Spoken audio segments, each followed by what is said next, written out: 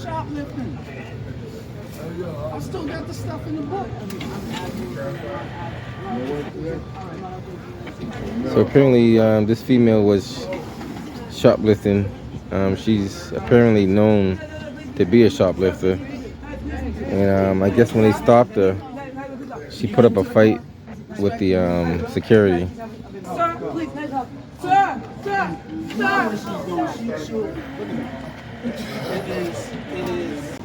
Shoplifting is a big thing over here too, just so you guys know. It's a big problem. I know. Big problem. I see. Especially when it's the same person. I know. Trust me, I see it. And then they want 3 times today.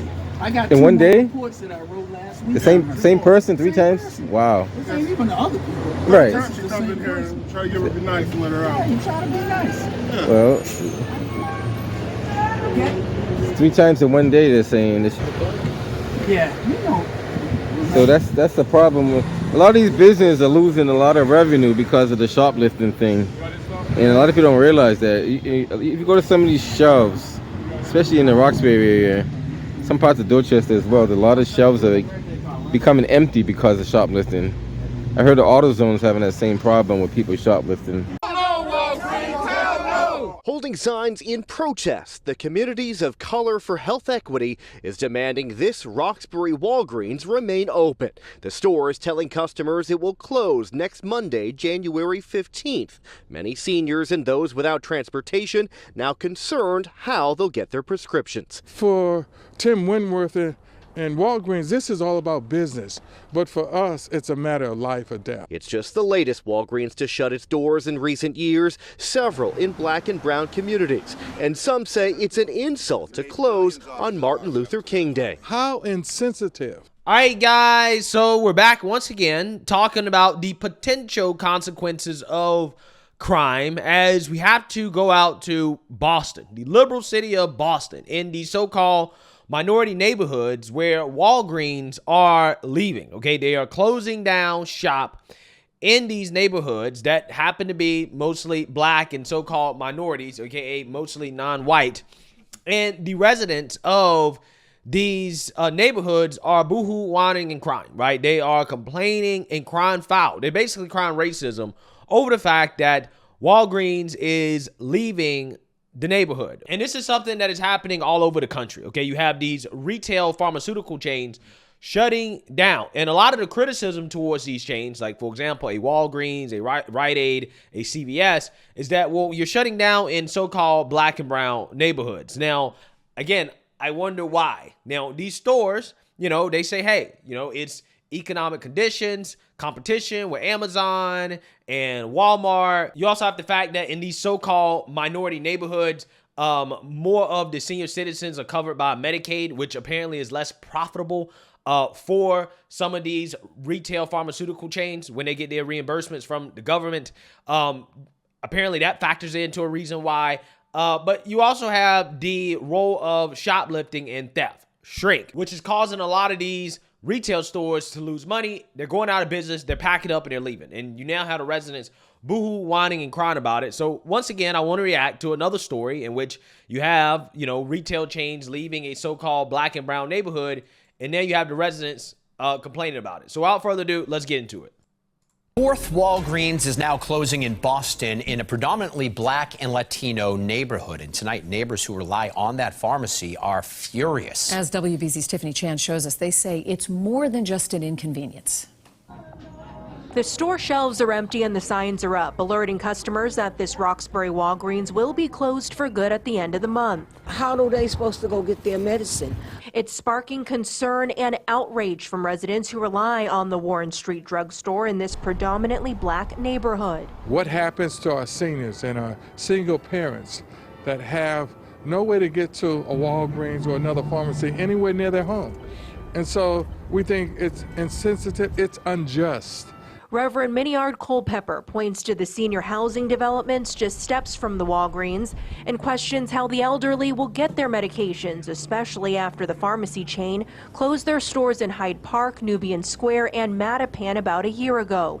Walgreens says they're downsizing, but the Reverend calls it nothing short of corporate greed. Why do you think they target black and brown communities? I think because they get no pushback.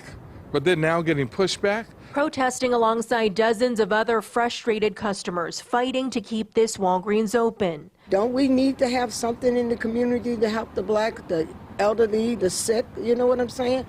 They can't go far. The problem boils down to accessibility, says former Boston NAACP president turned healthcare advocate Michael Curry. The communities where they're closing these pharmacies are communities where people are disparately impacted by disease, 2 or 3 times higher rates in cancer, diabetes, heart disease, where life expectancy can be 15, 20 years less. While this isn't the only Walgreens or pharmacy chain set to close location in the coming weeks, Curry says it begs this question. What is your obligation?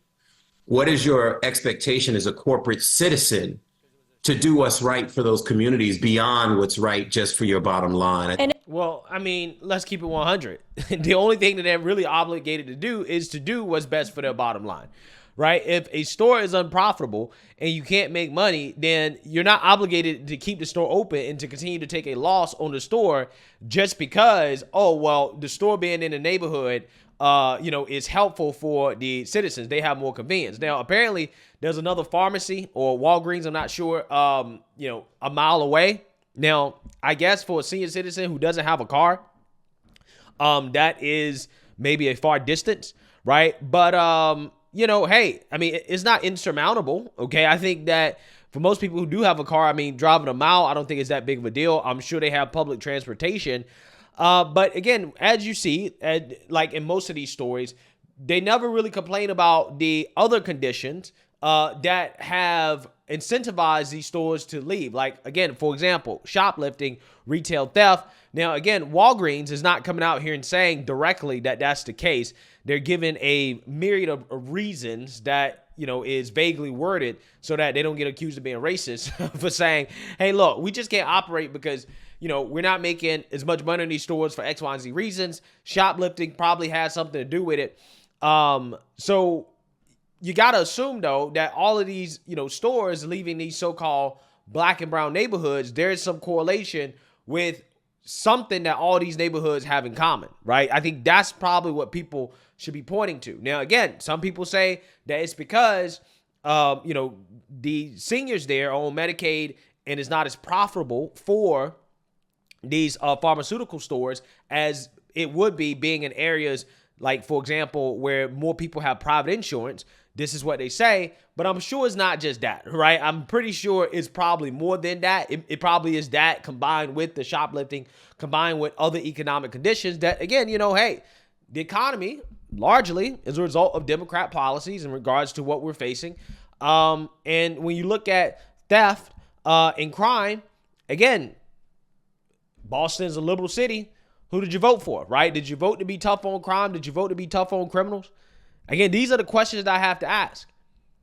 But again, what they do is that they blame these companies as if these companies have an obligation to be open in their neighborhoods even when they're not making money. That's not how capitalism works, right? These people sound like they want a socialized grocery store or a socialized pharmacy store, and that's, again, that's not how it works.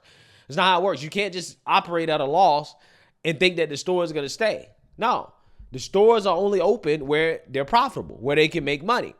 And, it's sad, it's unfortunate, but it is what it is. In the spirit of fighting, members of the community planned a rally outside of this Walgreens on Friday, January 12th, in hopes of sparking some change, hoping that this pharmacy is here to stay. From Roxbury, I'm Tiffany Chan, WBZ News.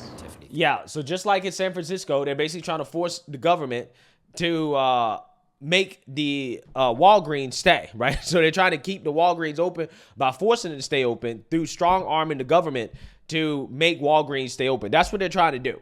Not sure if it'll work, but, it really should tell you something when all of these grocery stores, these retail chains are packing up and they're leaving these so-called black and brown neighborhoods. It should tell you a lot about the operating conditions in those neighborhoods. And, these citizens, instead of blaming the companies for doing what they have to do from a fiduciary responsibility, a lot of these companies are publicly traded. They can't just leave the store open to lose money, right? If the investors aren't making a positive return on investment, they're doing what they got to do. They need to be looking at some other factors, okay? in regards to why these stores are closing up. But hey, you know, a lot of these people say that they need more black-owned this and black-owned that. Well, here's your opportunity. If you can actually make money and turn a profit, then hey, open your own store, right? Open your own pharmaceutical store in the neighborhood and make some money, right? If there's the opportunity to do that. However, I highly doubt it, because if there was, then Walgreens and all these other stores wouldn't be leaving, right? They'd be staying and they'd be making their money and everybody would be happy. However, again, there's just not opportunity there. And again, this is what happens when you be soft on crime and you allow this stuff to continue to happen, and these people are not sufficiently punished for, you know, shoplifting and all these other things that are making it hard for businesses to operate in the community. So, hey, let me know what you guys think. Make sure you like, comment, and subscribe. Most importantly, share a Black conservative perspective. Peace.